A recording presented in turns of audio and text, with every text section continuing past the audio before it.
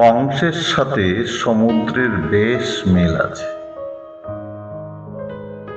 একবার এসেই দেখুন, কংস নদের সাথে সমুদ্রের বেশ মিল আছে।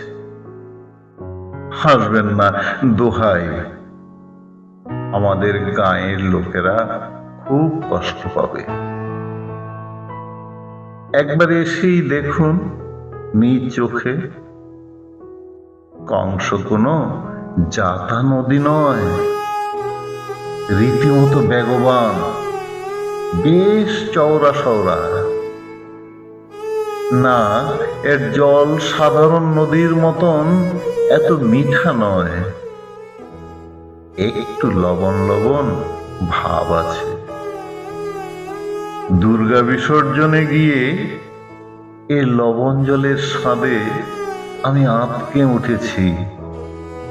আরে, এ তো শুধু নদী নয়, এ যে সমুদ্রের ছদ্মবেশী রূপ। কোনো দিন কাউকে বলিনি, শুধু সুদূর শৈশব থেকে মনে মনে মিলিয়েছি বারহাট্টার সাথে কক্সবাজার, কংসের সাথে বঙ্গোপসাগর।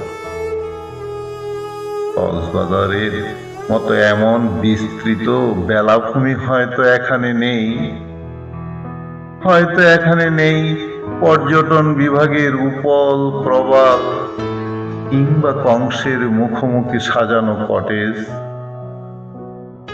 কিন্তু হতে কতক্ষণ? একবার এসেই দেখুন, কংস স্রেফ প্রথাসিদ্ধ শান্ত নদী নয়। এখানে গর্জন আছে, শোঁ শোঁ শব্দে হাওয়া ছুটে রাতে,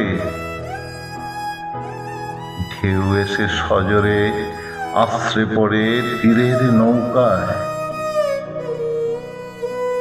সমুদ্রে কি এমন বেশি নুড়ি? আমরা না হয় কিছু সামুদ্রিক নুড়ি ছড়িয়ে ছিটিয়ে রেখে দেব, আপনারা জানতেও পাবেন না যেমন পাইনি আমি।